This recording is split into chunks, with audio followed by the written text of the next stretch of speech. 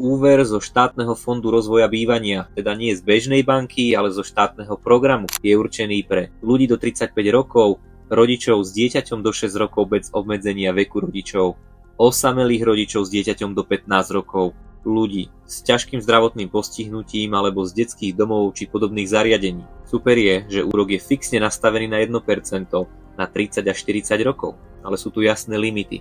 Nehnuteľnosť nesmie mať viac ako 80 m štvorcových a cena nesmie presiahnuť 180 000 eur. Príjem žiadateľa, ak sú to aj manželia, je to spoločný žiadateľ, nesmie prekročiť 5-násobok životného minima, čo od 1.7.25 je 1420 eur. Čiže pri spoločnej žiadosti, ak ste manželia, váš príjem presiahne túto hranicu, už nespĺňate podmienky. A jedna dôležitá vec, ktorú si mnoho ľudí neuvedomí. Ak tvoja žiadosť bude schválená, peniaze uvidí predávajúci možno až o pol roka, takže ak nemáš trpezlivého majiteľa nehnuteľnosti, môže to byť problém. Sleduj ma a ak chceš štátny fond rozvoja bývania, určite sa dozvieš, ako zvýšiš svoje šance. Pre viac takýchto tipov ma nezabudni sledovať.